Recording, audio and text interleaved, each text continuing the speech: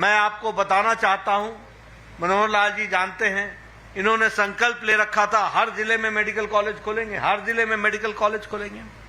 7 medical college होते थे, आज 15 मेडिकल कॉलेज हैं और यह भी दुगना हो गया है, दुगने से ज्यादा हो गया, यह भी आपको ध्यान में रखना है। हमारे मेडिकल कॉलेज की सीट्स 700 होती थी, आज मेडिकल कॉलेज की सीट्स 2185 हैं। और जब मैं 2185 बोलता हूं तो यह भी आप ध्यान रखिए कि यह तिगुना हो गया, ट्रिपल हो गया, यह भी हमको ध्यान में रखना चाहिए। जो बिजली 24 घंटे गांव में आने की बात थी, 2014 में पत्रकार बंधु नोट कर ले, हरियाणा में 538 गांव में 24 घंटे बिजली थी और आज 68,000 गांव में बिजली 24 घंटे है। इस बात को भी 58,000 गांव में बिजली है, इस बात 5800 गांव में बिजली है, इसको भी हमको ध्यान में रखना चाहिए। उसी तरीके से क्रॉप कंपनसेशन, अब बहुत सी बातें, यहां किसान की चर्चा बहुत होती है और हमारे घड़ियाली आंसू बहाने वाले नेता कांग्रेस के कोई कम नहीं है, हींग लगे न फिटकरी, रंग चोखा करने में लगे रहते हैं। ऐसे ऐसे नेता हैं जो किसानों की बात करते हैं। लेकिन मैं आपको बताना चाहता हूं कि जब कांग्रेस की सरकार थी तो क्रॉप का कंपनसेशन 1,158 करोड़ रुपए दिए गए और भारतीय जनता पार्टी ने क्रॉप के कंपनसेशन में 12,500 करोड़ रुपए दिए। 10 टाइम क्रॉप का कंपनसेशन में इजाफा हुआ, ये आप ध्यान में रखिए। इसलिए किसानों के हित चिंतक जो बनते हैं, आंकड़ों में कहां दिखते हैं, ये भी आपको समझ लेना चाहिए। उसी तरीके से क्रॉप डैमेज के जो कंपनसेशन है वह 6,000 प्रति एकड़ था, उसको आज बढ़ा करके 15,000 प्रति एकड़ कर दिया गया, 2.5 गुना बढ़ा दिया गया। ये हमारे क्रॉप का कंपनसेशन दिया जा रहा है। इसलिए किसानों के हित चिंतक कौन रहा है, इसका विश्लेषण हमारे पत्रकार बंधु जरूर करें। ओल्ड एज पेंशन तिगुनी कर दी गई, 1,000 होती थी, आज 3,000 है। उसी तरीके से एमएसपी जो सिर्फ 8 क्रॉप्स पर मिलती थी, 8 क्रॉप्स, ये किसान के हित चिंतक, ये किसान के हितैषी बरसों से 8 से ज्यादा फसलों पर एमएसपी नहीं देते थे, आजकल एमएसपी की गारंटी मांगने फिर रहे हैं। इनको मैं बताना चाहता हूं कि ये हमारी सरकार थी जिसने आज 24 फसलों पर, 24 क्रॉप्स पर उसके लिए एमएसपी देना निश्चित किया है और उसको आगे बढ़ाया है। ये बात भी हमको ध्यान में रखना चाहिए। इसलिए जो कहा था, वो जो नहीं कहा था, वो भी करके दिया है। मैं यहां आपके सामने बताना चाहता हूं, जिसके बारे में इन्होंने हमारे सैनी साहब ने आपको बता दिया कि हमने 100% अपना 2014 का और 2019 का मैनिफेस्टो लागू करने के बाद हम आपके सामने हाजिर हुए हैं। ये रिपोर्ट कार्ड की संस्कृति ये किसने सिखाई? मैं पत्रकार बंधुओं से पूछना चाहता हूं, 10 साल पहले आपने देखा था किसी नेता को रिपोर्ट कार्ड रखते हुए? 10 साल पहले किसी को देखा था आपने कोई आंकड़े रखते हुए? लेकिन आज हम आपके सामने रिपोर्ट कार्ड रख रहे हैं। और इसीलिए मैं आपको बताना चाहता हूं कि आज हर खेत को पानी स्कीम के तहत हमने हर एक एग्रीकल्चरल लैंड को आज सिंचित कर दिया है, 100% इरिगेटेड कर दिया है। ये बदलता हरियाणा है जिसको हमको समझना है। ये किसान की तस्वीर और तकदीर बदलने का काम किया है। इंटरेस्ट फ्री एग्रीकल्चरल लोन जो है वो 3 लाख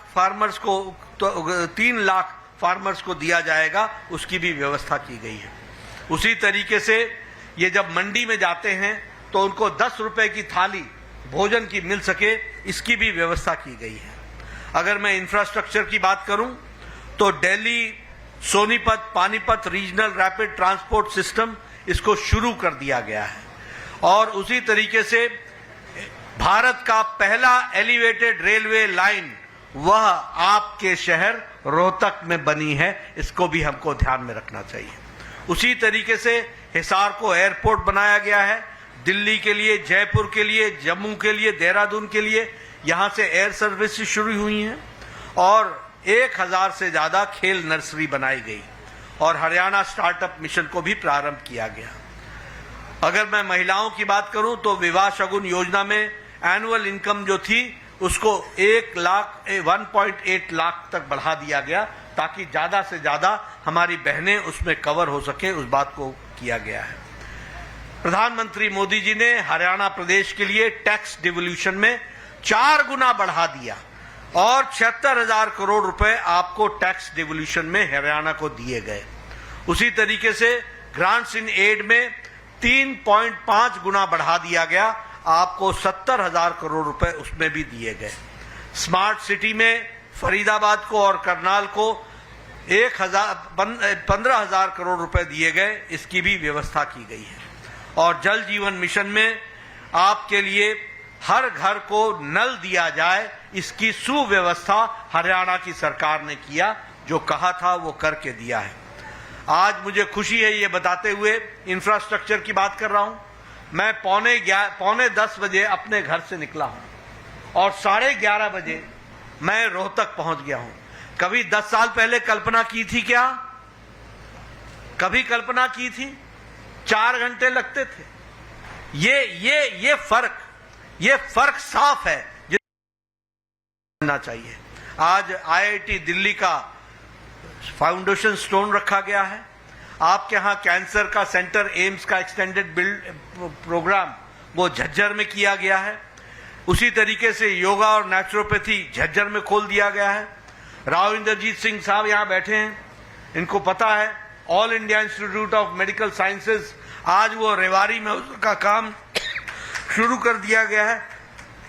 उसी तरीके से मेट्रो का गुड़गांव में 5,450 करोड़ रुपए की लागत से उसका भी स्टोन रख दिया गया है, उसको भी काम को शुरू किया गया है। हीरा में यानी हाईवेज, इंटरनेट, रेलवेज और एयरपोर्ट्स में हम आगे बढ़े हैं। Delhi Mumbai expressway, Delhi Amritsar Katra expressway, Ambala Kotputli corridor, Amritsar Bathinda Jamnagar, ये सारे एक्सप्रेसवे हरियाणा के थ्रू होकर के जा रहे हैं और हरियाणा के जीवन में मूल चूल परिवर्तन करने में बहुत बड़ा योगदान है, आमूल परिवर्तन करने में बहुत बड़ा योगदान है, इसको भी हमको समझना चाहिए। रेलवे में आज आपका इलेक्ट्रिफिकेशन 100% हो गया है।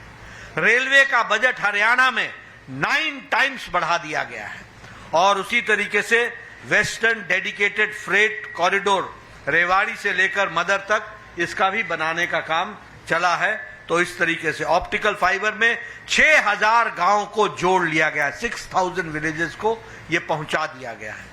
और हिसार का, जैसा मैंने बताया, एयरपोर्ट को ऑपरेशनलाइज कर दिया गया है। इसलिए ये मैंने सारी बातें आपके सामने किस लिए बताई? इसलिए पत्रकार बंधु कि जब मैं आकर के आपके सामने हरियाणा का संकल्प पत्र रखता हूं तो आप ये ध्यान में रखिए, जैसा ओम प्रकाश धनखड़ ने कहा, this is a very serious document and this is the commitment. ये हमारा संकल्प है, ये हमारा कमिटमेंट